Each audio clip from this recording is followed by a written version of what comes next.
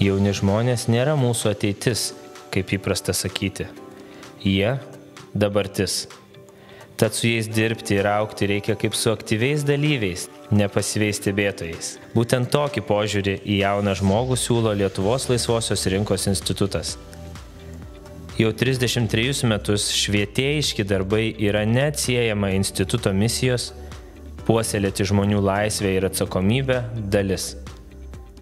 Institutas nuolat skaito paskaitas mokyklose ir universitetuose, rengia diskusijas ir konferencijas, jaunimo stovyklas, kuria metodinės priemonės mokytojams ir leidžia vadovėlius vaikams, organizuoja debatus. Pirmuoju žingsniu kryptingo ekonomikos švietimo link tapo 2009 metais inicijuota mokymosi programa Ekonomika aktyviai. Tuokart ją baigė keli šimtai vyresniųjų klasių moksleivių.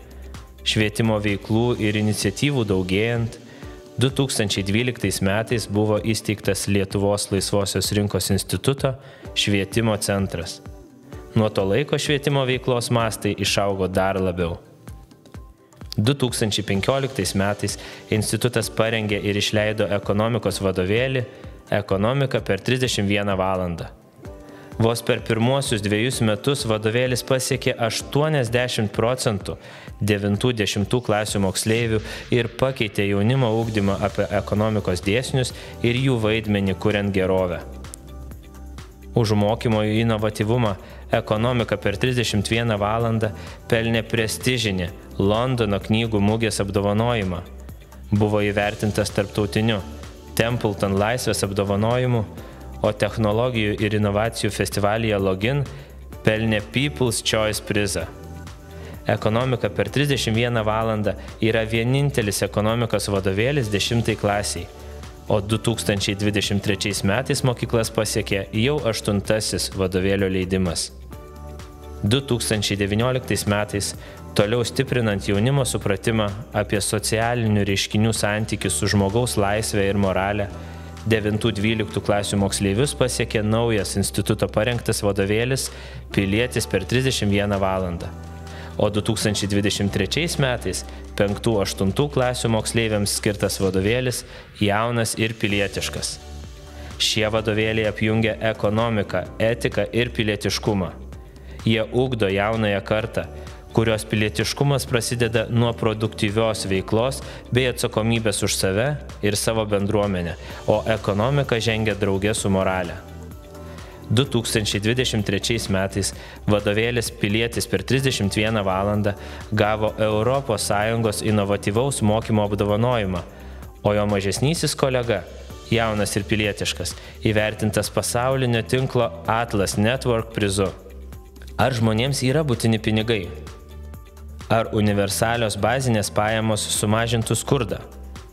Ar visi, baigę mokyklą, gali tapti verslininkais? Jau 3 metus Lietuvos laisvosios rinkos institutas subūrė šalies jaunimą gvildenti svarbes temas laisvės debatuose.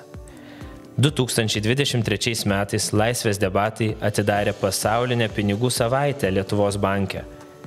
Ši iniciatyva ekonominio bendradarbiavimo ir plėtros organizacijos išskirta iš 100 visame pasaulyje vykusių renginių. Vaikai iš instituto sukurtų ekonomikos bei pilietiškumo vadovėlių mokosi ne tik Lietuvoje, bet ir Ukrainoje, Sakartvele, Slovakijoje, Graikijoje, Lenkijoje, Latvijoje ir net Ugandoje. Savo šalies gyvenimą jie kurs ant laisvės ir atsakomybės pamatų. 50 000 vadovėlių Ekonomika per 31 valandą visai neseniai pasiekė Ukrainos mokyklas. Pakeliui iš šios šalies moksleivių rankas ir Pilietis per 31 valandą, kad jaunoji karta Ukrainos ateitį kurtų jau dabar, laisvą ir klestinčią. Per pastaruosius dešimtmečius nuveikta išties daug. Instituto švietimo centras išliks aktualus tiek, kiek gebės keistis su laiku ir toliau burti visus, kuriems rūpi drauge padėti jaunimui žvelgti į plačius ir dar neregėtus horizontus.